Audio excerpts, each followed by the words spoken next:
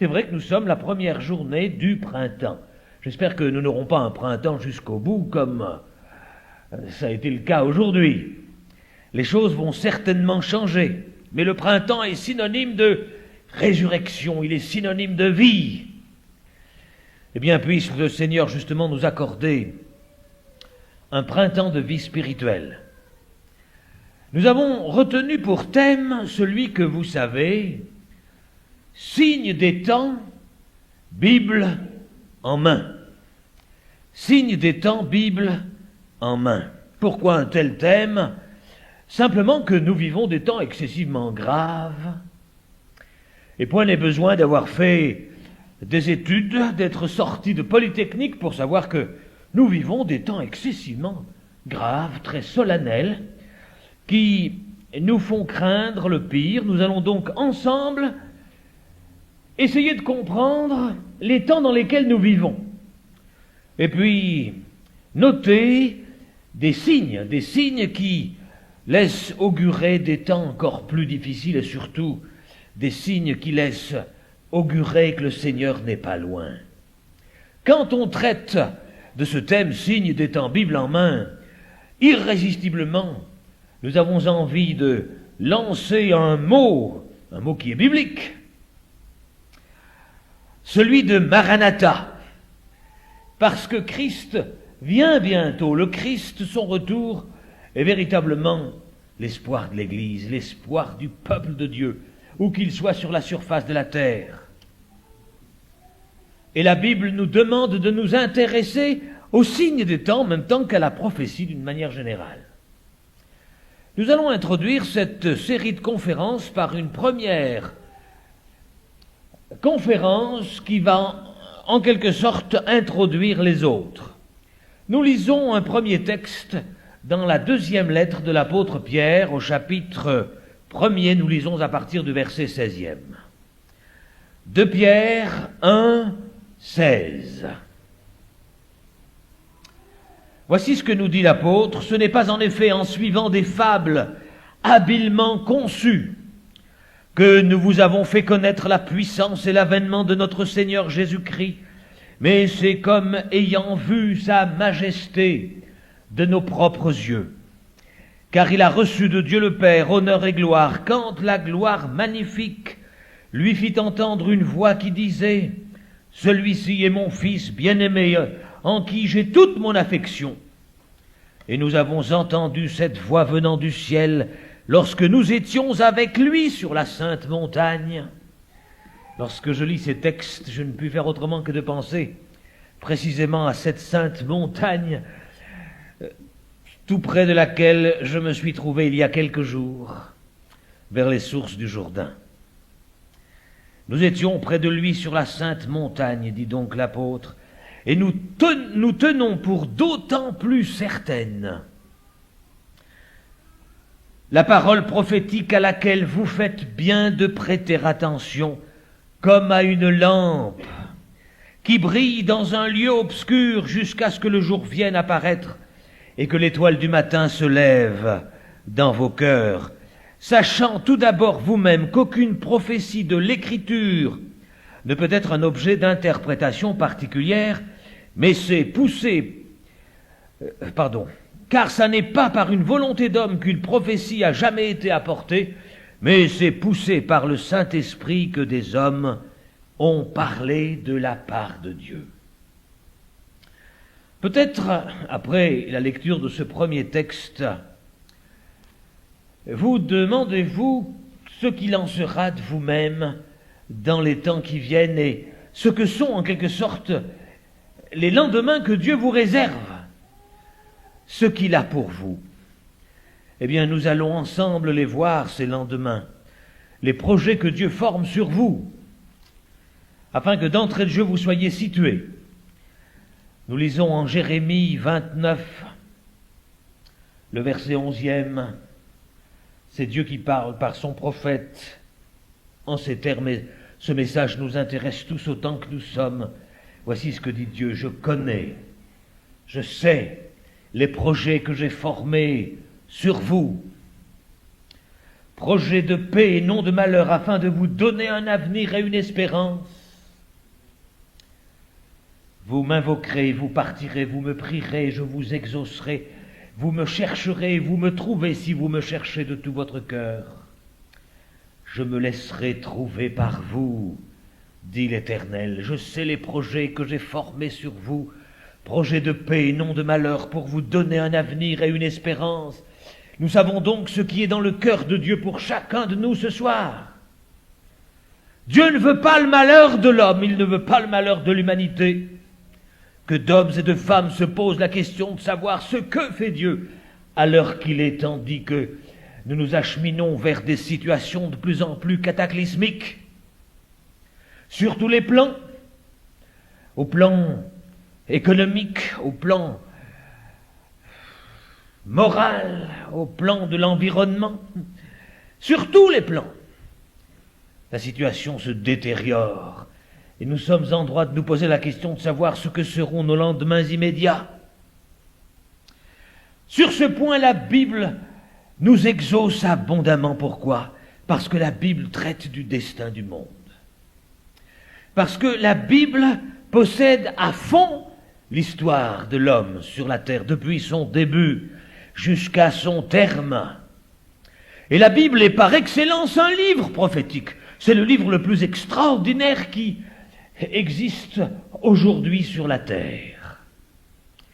Il n'y a pas d'autres livres qui lui sont comparables. Un chiffre que je tiens de Radio France, j'habite tout près de Paris, on vous l'a dit, et Radio France, à l'occasion d'une exposition sur la Bible à Paris, a fait entendre un chiffre absolument astronomique. Il est bien entendu que Radio France prend la responsabilité de ces affirmations, mais Radio France a affirmé il y a peu de temps que la Bible, depuis 1816 à nos jours, a été éditée en quelque 2,458 milliards d'exemplaires. Quand vous entendez cela de la part d'un animateur de Radio France à Paris, vous êtes littéralement soufflé, littéralement stupéfait. 2,458 milliards d'exemplaires, qui dit mieux. Il n'y a pas aujourd'hui de livre qui s'achète, se vende, s'édite comme ce livre-là. Si ce livre n'avait pas de message à faire passer, il y a belle lurette qu'il se serait couvert de poussière dans quelques musées, peut-être au musée du Louvre à Paris, qui est un musée assez remarquable, présentant des livres eux aussi remarquables, et entre autres livres, le Code d'Hammurabi. Parce que s'il y a un livre que nous pourrions comparer à celui dans lequel nous avons lu, c'est bien le Code d'Hammurabi, quelques 18 siècles avant Jésus-Christ. Écrit par Hammurabi, comme son nom l'indique, lequel a été le fondateur de l'État babylonien. Il a donc écrit un code. Et son code, le Code d'Hammurabi, a à peu près, à peu de choses près, l'âge de ce livre, des Saintes Écritures. Alors, permettez une question, une première question. Combien êtes-vous ici ce soir à posséder chez vous le Code d'Hammurabi? Levez la main. Haut la main, pas haut les mains, haut la main. Personne, hein? Mais parce que vous n'avez que faire de ce code-là. Voilà un livre qui a à peu près l'âge de la Bible. Mais ce livre est au musée du Louvre, il est peut-être dans d'autres musées, se couvrant de poussière, mais on n'a que faire du Code d'Hammurabi à la maison. Tandis que la Bible, vous l'avez, levez la main, vous qui avez la Bible chez vous, levez la main, n'hésitez pas, c'est la majorité. En tout cas, je crois que toutes les mains se sont levées. C'est toute la différence entre le Code d'Hammurabi et les Saintes Écritures. Quelqu'un a tenté de mesurer en kilomètres le papier nécessaire à l'édition des Saintes Écritures en une année. Vous êtes bien assis? C'est celui qui fait des émissions avec moi à la radio, un animateur de première qui vraiment est très capable. Alors que j'étais en train de traiter de la Bible, justement, de ce livre magnifique à la radio, lui m'a soufflé, sais-tu que Beaucoup s'accordent pour dire que s'il fallait en kilomètres mesurer la quantité de papier nécessaire à l'édition de la Bible en une année, il faudrait 18 000 kilomètres de papier, soit la distance de Paris à Sydney en Australie. Et tandis que je donnais ce chiffre dimanche dernier, puisque j'étais en pleine campagne d'évangélisation dans la région parisienne, pas loin du lieu où se trouvait le groupe Joie en Jésus, au terme d'une réunion, quelqu'un est venu vers moi pour me dire « Alain, tu te trompes. J'ai fait des calculs personnels et j'en suis arrivé à 300 000 kilomètres. Et tu es loin du compte. » Alors je dois dire que là, j'en avais été tout à fait soufflé. En tout cas, retenons quand même celui de 18 000 kilomètres. Tant de Bibles sont imprimées. La Bible est par excellence un livre prophétique. Et c'est quoi la prophétie?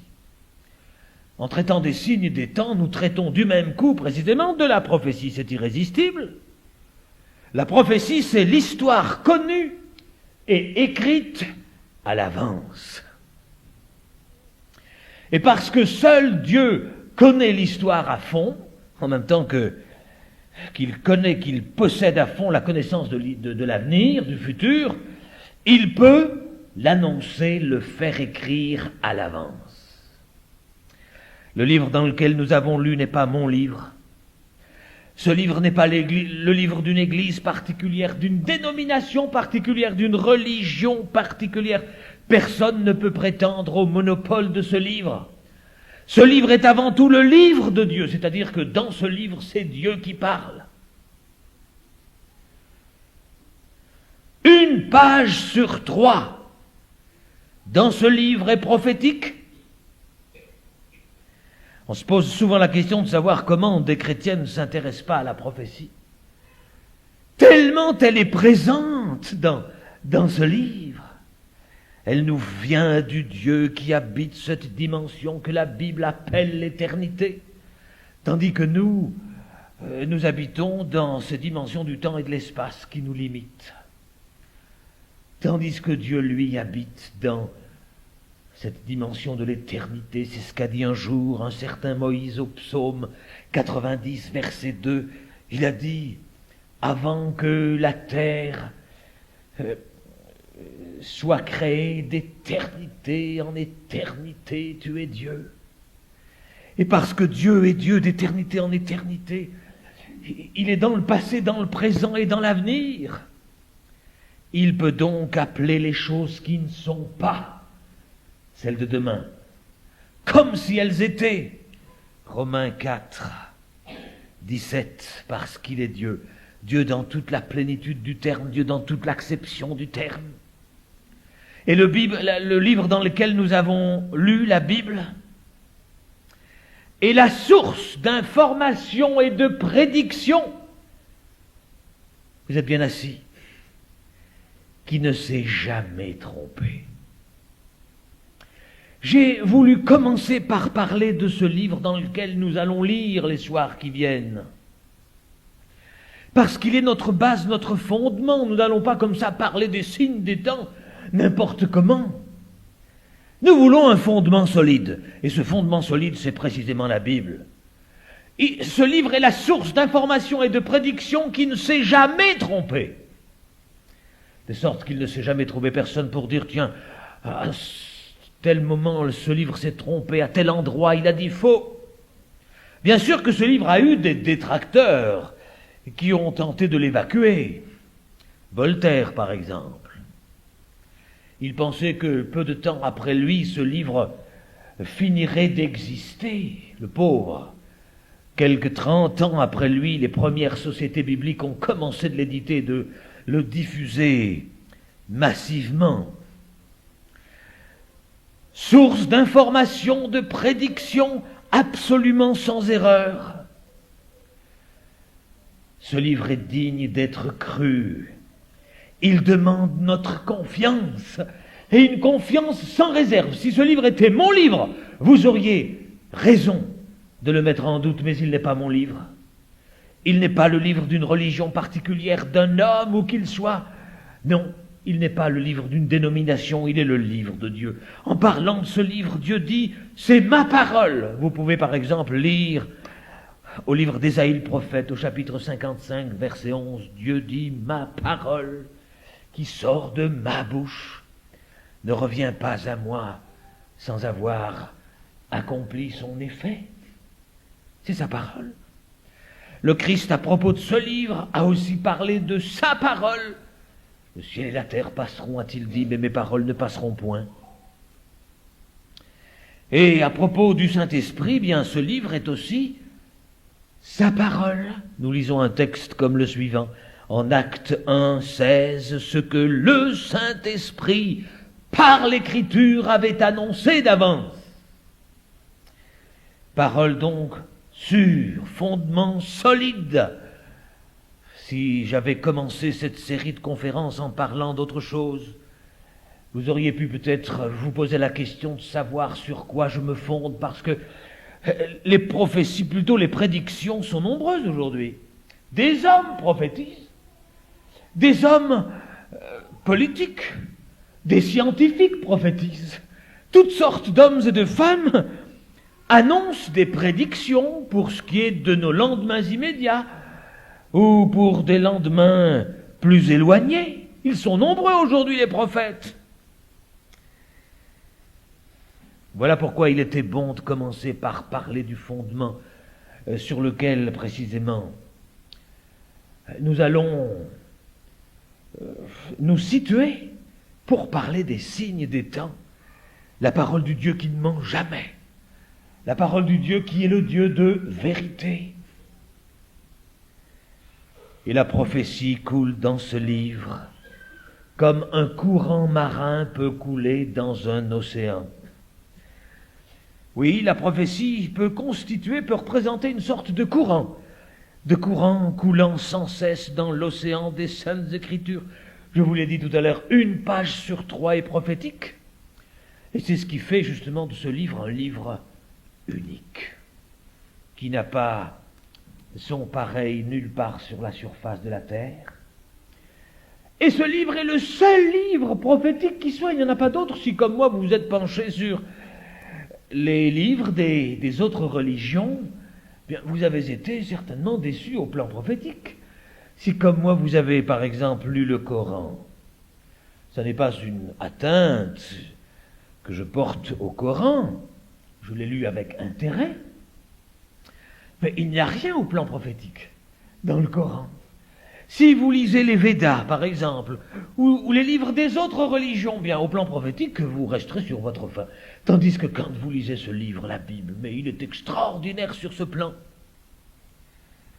Et savez-vous que dans une grande mesure, ce livre dans lequel nous avons lu ce soir fonde son autorité, il fonde son authenticité sur la prophétie. Pourquoi ? Simplement que une grande partie de ces prédictions se sont déjà accomplies dans un détail qui force l'admiration, un détail impressionnant qui force l'admiration. Et quand nous voulons savoir où va le monde, ce que sera notre avenir, ce livre alors est là, magnifique de détails. Je répète, une grande partie de ces prédictions se sont déjà accomplies dans un détail qui force l'admiration. Et la prophétie dans ce livre est un encouragement à croire.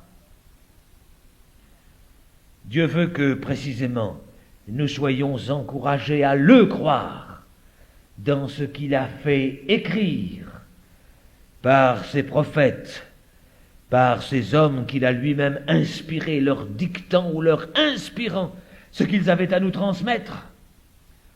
Jésus a dit par exemple dans l'évangile de Jean au chapitre 14 et au verset 29, « Je vous ai dit ces choses afin que lorsqu'elles arriveront, vous croyez. » La prophétie, un encouragement à croire. Et en Jean 13, 19, Jésus a encore dit ce qui suit, « Dès à présent, je vous le dis, avant que la chose arrive, afin que lorsque la chose arrivera, vous croyez à ce que je suis. » La prophétie donc, un encouragement à croire, mais peut-être avez-vous envie de me dire, Alain Choiquier, les prophètes prolifèrent, il y a pléthore de prophètes aujourd'hui par le monde, c'est vrai. Alors qui croire, que croire? Bien, je l'ai dit tout à l'heure, les prédictions aujourd'hui sont nombreuses, mais elles se trompent, elles se contredisent parce qu'elles sont sans fondement. Ce sont des gens qui, disons, n'ont aucun fondement, qui prédisent l'avenir. Encore dernièrement à Paris, avant-hier, quelqu'un m'a arrêté sur le cours de Vincennes, une dame pour me dire, je vais vous dire ce qu'il en sera de vos lendemains, passez-moi votre main. Je lui ai dit, non madame, je ne crois pas dans ces sornettes-là. Ah mais si, il faut absolument que je vous dise votre avenir, et puis moi j'ai des enfants, j'ai envie, il faut que je vive. Qui est intéressé dans ce que vous voulez me dire? Vos enfants, vous-même, ou mon avenir? Que dire de tous ceux qui tentent précisément de nous prédire notre avenir sur tous les plans? Voici ce que répond Dieu au livre du Deutéronome au chapitre 18 au verset 21. Peut-être diras-tu dans ton cœur, comment connaîtrons-nous la parole que l'Éternel n'aura point dite? Eh bien simplement, quand ce que dira le prophète n'aura pas lieu et n'arrivera pas.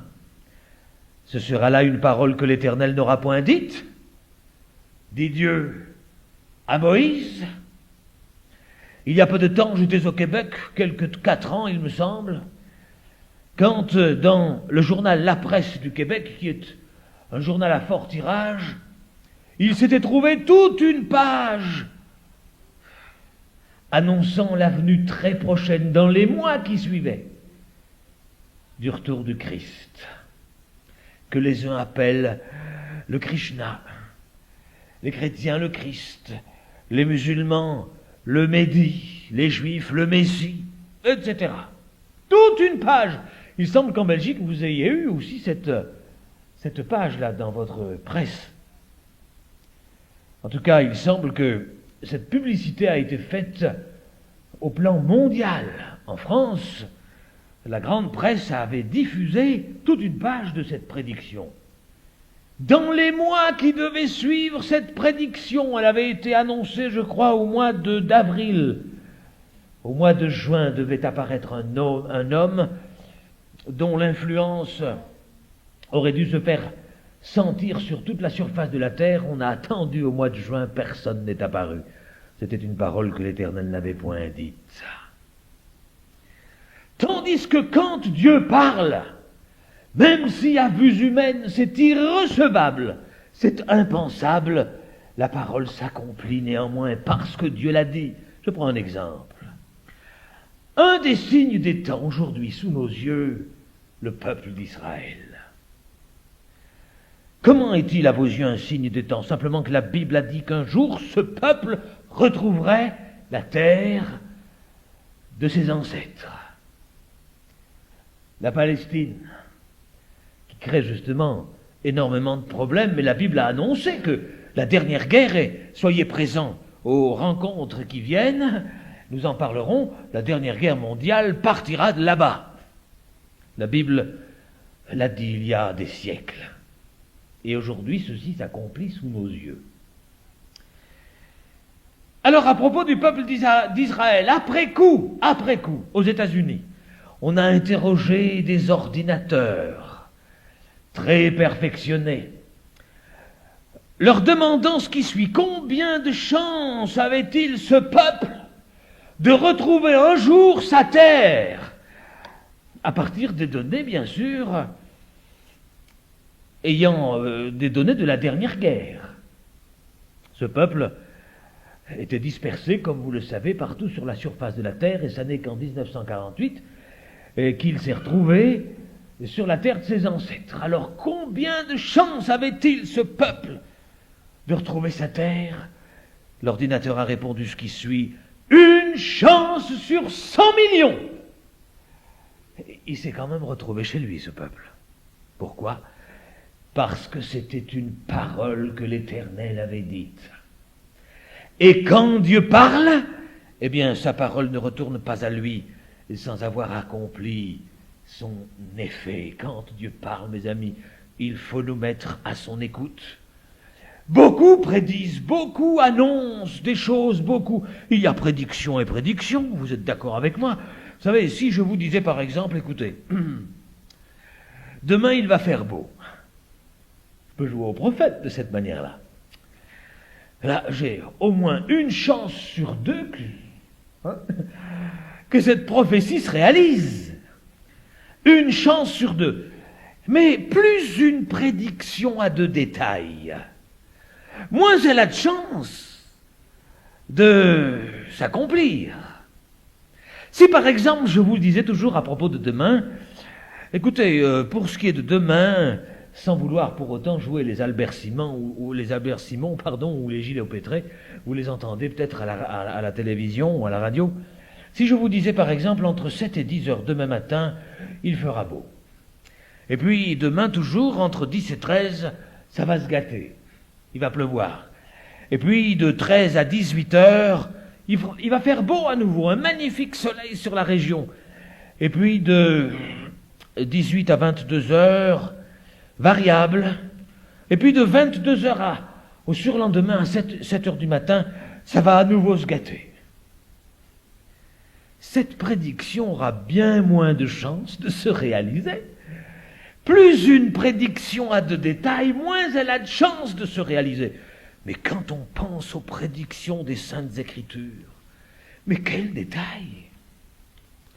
Quel détail quand on pense par exemple à la plus grande des prédictions dans l'Ancien Testament, c'est-à-dire dans la première partie des Saintes Écritures. La plus grande de toutes les prédictions touchait à la première venue du Christ.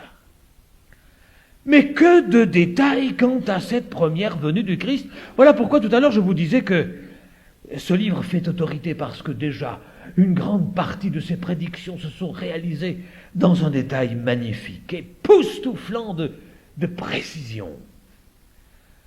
Savez-vous que l'Ancien Testament avait prédit la venue du Sauveur naissant d'une vierge? Ésaïe 7,14, des siècles avant l'événement. Ceci pour vous donner de croire ce livre. Savez-vous que ce même livre avait annoncé qu'il naîtrait à Bethléem? À Bethléem, où j'ai eu la joie de passer ces derniers jours. Michée 5,1.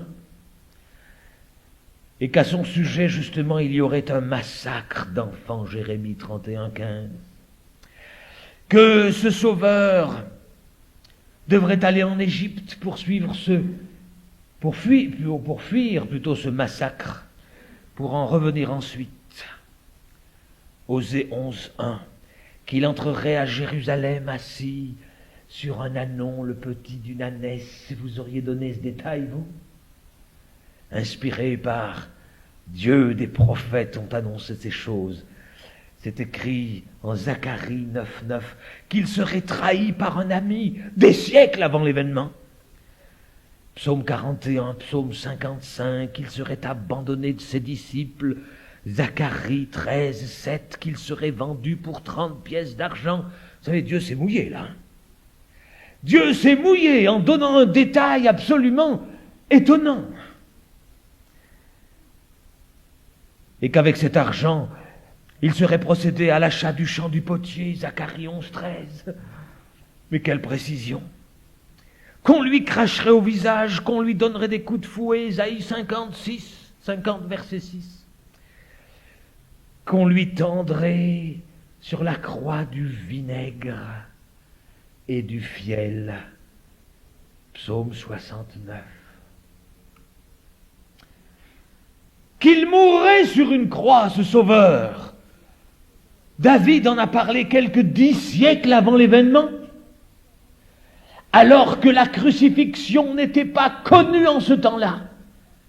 La crucifixion a été connue bien après, quand les Romains s'étaient emparés de la Palestine. Comment se fait-il qu'on puisse lire au psaume 22, verset 17, « Ils ont percé mes mains et mes pieds ». Parfois on se pose la question de savoir si le psalmiste lui-même comprenait ce qu'il disait. Ça n'existait pas la crucifixion en son temps. On a même annoncé que sa tunique serait tirée au sort. Elle l'a été, toujours dans ce psaume 22e. Que sa mort aurait un but expiatoire, un rôle expiatoire, Ésaïe 53, qu'il ressusciterait ce sauveur, Ésaïe 53, 10, qu'il monterait au ciel au jour de l'ascension, psaume 110, versets 1 à 4. Qu'il reviendrait ce même sauveur, Zacharie 14, 4, et que dans le jour de son retour, les siens partiraient à sa rencontre. Il est question de l'enlèvement. Si à partir de ce soir, on nous enlevait nos Nouveaux Testaments, est-ce que nous pourrions, comme les premiers chrétiens, prêcher l'Évangile, prêcher le Christ, prêcher la repentance, prêcher la croix, prêcher la résurrection, prêcher que Christ est vivant à partir de textes uniquement de l'Ancien Testament? C'est ce que faisaient les premiers chrétiens à l'aube de l'Église. Ils n'avaient pas le Nouveau Testament. C'est vous dire combien le Christ était présent dans l'Ancien Testament, combien il est toujours présent. Et l'Évangile était comme en gestation dans les textes de l'Ancien Testament. Quelle précision! Tout ce qui concernait le Christ, les Juifs pouvaient couramment le lire. Alors on se pose la question, pourquoi le Christ n'a-t-il pas été attendu? Tant de prédictions, tant de détails. Quand il est arrivé, il a surpris tout le monde, en dehors de quelques-uns. Comme ce certain Siméon, ou comme cette certaine Anne. Il a surpris tout le monde. Vous ne pensez pas que si le Christ arrivait aujourd'hui, il nous surprendrait même dans nos pays dits chrétiens? Je parle de la Belgique. Est-ce que la Belgique attend le Christ? Pourquoi? Est-ce qu'il faut l'attendre, Alain Joaquier? Il doit revenir. Alors là encore une question. Mais comment peut-on réellement se dire chrétien sans attendre le Christ? Ce retour du Christ qui a fait l'espoir des premiers chrétiens qui déjà l'attendaient avec impatience. Tout au long de son pèlerinage sur la terre, l'Église fidèle a attendu le Christ et son retour. Vous vous dites chrétien, monsieur. Est-ce que vous attendez le Christ aujourd'hui? L'avez-vous attendu? S'il était venu aujourd'hui, est-ce qu'il vous aurait surpris? Mais Alain Joaquier, parlez-nous de son retour. Quand doit-il revenir pour qu'on l'attende? Nous n'en savons rien. Mais savez-vous, il faut que vous sachiez que c'est une doctrine fondamentale. Qui sait ici combien de fois il est question du retour du Christ dans le seul Nouveau Testament? Une doctrine fondamentale. Combien de fois est-il question du retour du Christ dans le seul Nouveau Testament que n'avaient pas les premiers chrétiens qui attendaient le retour du Christ? Ce n'est pas moi qui ai compté toutes ces fois-là, bien sûr, quelqu'un l'a fait pour nous. Mais il en est question 318 fois. Dans le seul Nouveau Testament, 318 fois, il est question du retour du Christ. Nous nous disons chrétiens, on ne l'attend jamais. Oh, le chrétien, même âgé, n'attend pas la mort, mais il attend le retour du Christ, et ce retour pourrait s'effectuer ce soir, si Dieu le voulait. Un ordre, et c'est parti. Est-ce que nous serions prêts si cet ordre du retour du Christ, qui doit tomber de la bouche de Dieu, bien sûr, serait entendu dans les cieux? 318 fois. Et nous n'attendons pas le Seigneur. C'est triste. C'est triste. Et je sais qu'en France, on ne l'attend pas non plus. Ce sont pourtant des pays que les nôtres, des pays dits chrétiens. Sortez dans la rue, questionnez, monsieur, êtes-vous chrétien? Mais bien sûr, on est tous chrétiens en Belgique. Vous allez en France, c'est la même chose, êtes-vous chrétien? Mais bien sûr, on est tous chrétiens en France. Est-ce que vous avez rencontré le Christ? Rencontré? Parce qu'il faut le rencontrer. Est-ce qu'il est dans votre vie? Mais non, on a une religion, on la pratique. Mais ce n'est pas la question. Est-ce que vous attendez le Sauveur? Parce qu'il faut l'attendre.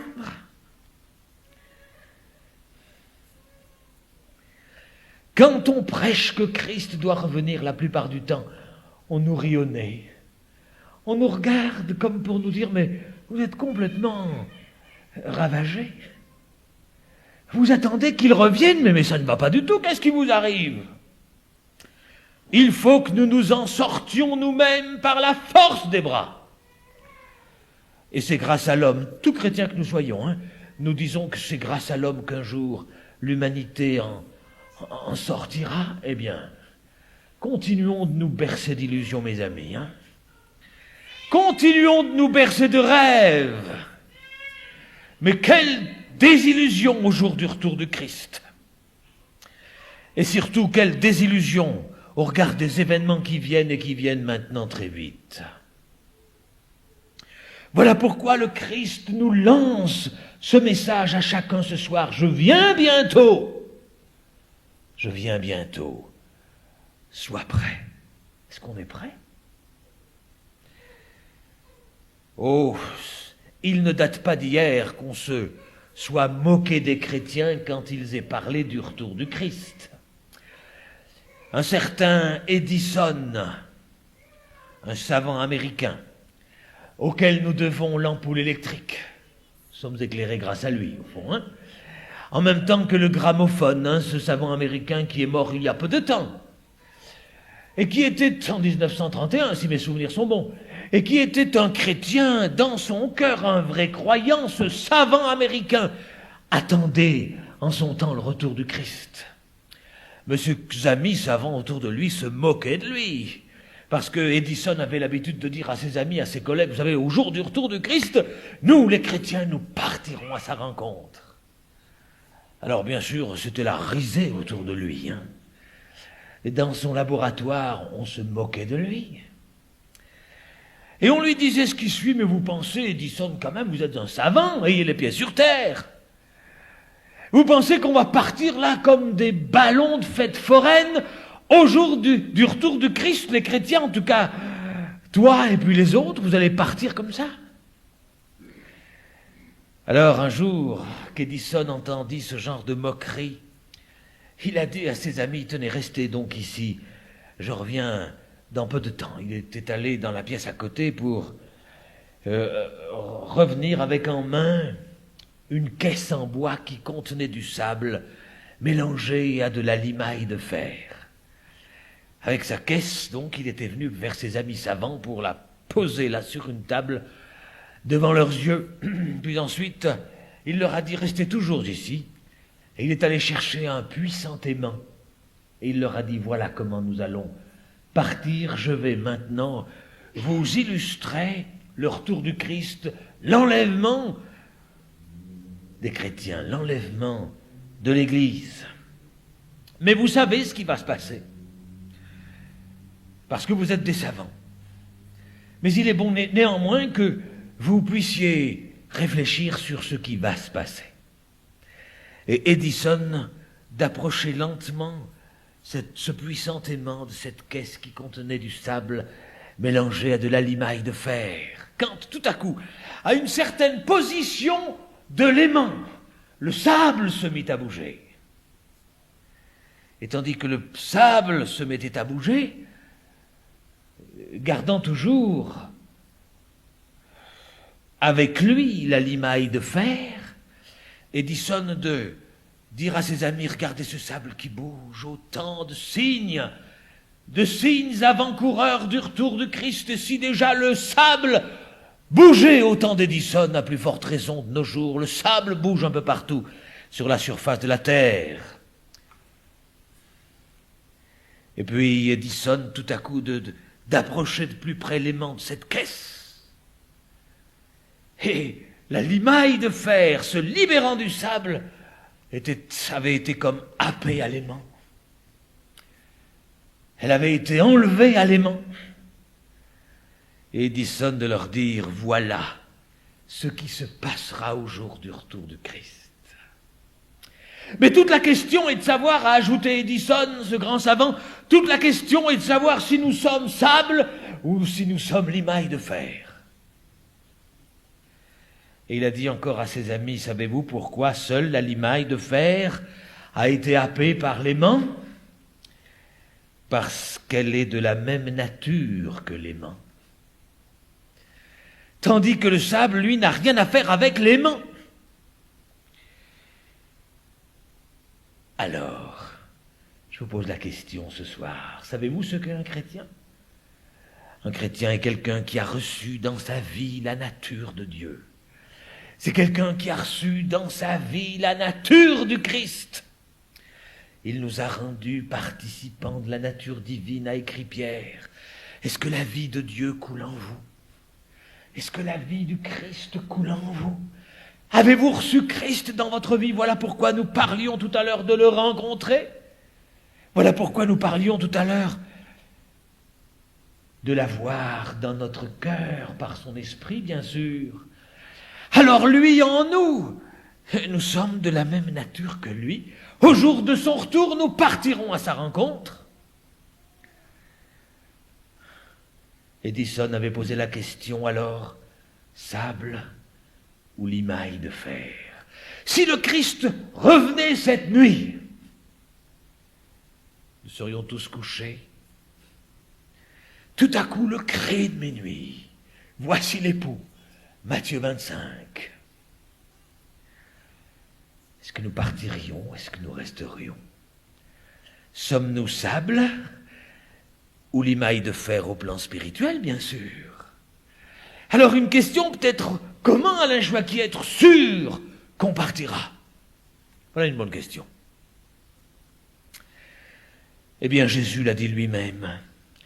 Il nous faut nous mettre en ordre au plan de notre péché personnel, ce péché pour lequel il est mort sur la croix, afin de nous donner une chance de partir avec lui au jour de son retour, afin d'être toujours avec lui. La Bible dit, car le Seigneur lui-même, c'est l'apôtre Paul qui l'a écrit en 1 Thessaloniciens 4,16, car le Seigneur lui-même a un signal donné à la voix d'un archange et au son de la trompette de Dieu, descendra du ciel et les morts en Christ ressusciteront premièrement. Nous les vivants qui serons trouvés sur cette terre au jour de ce retour, nous serons tous ensemble enlevés avec les morts en Christ sur des nuées, à la rencontre du Seigneur dans les airs, pour être ainsi toujours avec le Seigneur. 318 fois ce rappel du retour du Christ. Que représente-t-il pour nous ce soir? Le Christ voudrait que nos péchés personnels soient réglés, puisque la Bible dit qu'il est mort pour nos péchés, puisque lui-même dit qu'il offre sa vie pour nos péchés. Et la Bible dit que nous devons lui faire entièrement confiance. Nous devons avoir foi en lui, de cette foi-là qui le met en nous, pour que nous vivions de sa vie, pour que nous marchions dans la force qu'il donne, pour que sur cette terre encore nous manifestions qu'il est vivant. Un chrétien, ce n'est pas celui qui en porte le nom seulement. On peut être chrétien de nom, de tradition, d'éducation, de culture. Ça ne vous fera pas partir au jour du retour de Christ. Il faut être chrétien dans notre cœur, c'est-à-dire qu'il faut que le Christ habite notre cœur. Il faut que nos péchés aient été ôtés, purifiés, pardonnés. La Bible dit que la croix a évacué nos péchés. La Bible dit qu'un chrétien est quelqu'un qui a été littéralement changé, transformé, métamorphosé par Christ lui-même. L'avez-vous été? La Bible dit qu'un chrétien est quelqu'un qui sait qu'il est sauvé. En avez-vous l'assurance? Est-ce que vous avez l'occasion de le dire autour de vous? Si le chrétien est sauvé, ce n'est pas parce qu'il est quelqu'un aux yeux de Dieu, simplement parce que Dieu lui a fait grâce. Il était perdu, Dieu l'a sauvé. Et ceci est pour tous, amis. Qui que nous soyons dans ce lieu ce soir, protestants, catholiques, le Christ est pour chacun d'entre nous. Et il nous appelle, qui que nous soyons, peut-être même musulmans dans ce lieu ce soir, ou athées comme je l'ai été. C'est pour chacun d'entre nous. Le monde, lui, marche au-devant de situations absolument impossibles. Et à partir de nos données présentes, nous pouvons imaginer ce que ces lendemains seront. Il n'y a pas un homme, un chef d'État, un ministre, un homme de science, un philosophe qui puisse apporter des réponses solides à nos immenses questions aujourd'hui. Nos temps sont graves. Nos chefs d'État, nos hommes de science sont littéralement dépassés par les événements. On gère la crise, comme on dit, hein. On n'a pas de solution à lui offrir, on la gère. Qu'elle se situe au plan économique, au plan politique, au plan moral, sur tous les plans, on gère la crise, on ne sait plus que faire. Et notre situation appelle un géant. Des situations difficiles dans le passé ont appelé des hommes d'une dimension politique exceptionnelle. De Gaulle en France, Churchill en Angleterre, Roosevelt aux États-Unis, Staline en Russie. Et ces hommes ont été suscités à cause des grandes crises que nous avons connues il y a quelques 40 ans de cela. Ça n'est pas loin, ça fait partie de l'histoire contemporaine. Mais jamais nous n'avons connu les crises que nous traversons. Des crises au plan mondial comme de nos jours, mais c'est impensable. Et si nous n'avons pas eu de guerre, c'est simplement que nous sommes persuadés qu'une guerre pourrait nous rendre aussi rares que l'or fin sur la surface de la terre. Mais la Bible dit qu'il y en aura une. Seulement, les chrétiens ne seront plus là, eux. Ils seront partis à la rencontre du Seigneur, parce que les jugements de Dieu sont pour une génération d'impies qui aura refusé le Christ, refusé cette possibilité de se tirer d'affaire en lui. Je pose la question, est-ce que Christ est véritablement votre espoir, votre assurance? Est-ce qu'il est véritablement votre sauveur personnel? Est-ce que vous l'attendez? À partir de ce soir, vous pourriez commencer d'apprendre à le connaître. Vous pourriez vous régaler de l'Évangile, littéralement vous en régaler. À partir de ce soir, vous pouvez commencer une lecture des Évangiles du Nouveau Testament, où il est question du Christ constamment, pour que nous apprenions à le connaître. Voilà plus de 33 ans que je lis ces choses et je n'ai pas encore fini. Mais j'ai déjà rencontré le Seigneur, je grandis dans sa connaissance. Mais il y a eu un jour où j'ai rencontré le Christ. Voilà 33 ans. Et je sais qu'ici, la grande majorité aussi l'ont rencontré. Et c'est à partir de cet événement-là qui change, bouleverse la vie, la sauve, lui donne un sens, éclaire son horizon. C'est à partir de cet événement-là, la rencontre avec le Christ, qu'alors la vraie vie commence et que nous commençons aussi d'attendre le retour du Christ. Nos cœurs se gonflent d'espérance. Ils savent pourquoi ils vivent. Nous vibrons littéralement. Nous vibrons parce que la vie du Christ est en nous, parce que nous savons, nous avons des certitudes que ce livre donne à notre foi. Notre foi repose sur ce fondement, ce roc de la parole de Dieu. Est-ce que le Christ est votre espoir ce soir? À partir de demain, nous allons commencer de voir des signes très sérieux, que nous allons retrouver parmi nous, chez nous, autour de nous. Pour ce soir, je n'en dirai pas plus long. J'ai introduit la série de conférences, simplement pour vous mettre quelque peu l'eau à la bouche afin que vous reveniez fidèlement jusqu'au dernier soir. Nous vivons des temps exceptionnels. Le ciel va bientôt se fendre, le Christ va apparaître aux siens, qui alors partiront à sa rencontre pour l'éternité. Ça, c'est notre espoir. Et nous vibrons de cet espoir en même temps que dans cet espoir. La Bible dit que le Dieu de l'espérance vous remplisse de toute joie, de toute paix dans la foi, pour que vous abondiez en espérance par la puissance du Saint-Esprit. Alors ce soir, l'Évangile vous appelle. À qui? Au Christ, bien sûr. Au seul Christ. Et l'Évangile est un appel historique. En même temps qu'un appel dramatique lancé par Dieu à l'homme perdu pour son salut. L'Évangile est un appel, voilà pourquoi chaque soir l'appel retentira. Voilà pourquoi l'apôtre a dit aux Thessaloniciens, en 2 Thessaloniciens 2,14, il a dit ce qui suit, c'est à quoi Dieu vous a appelé par notre évangile. L'évangile, un appel de Dieu.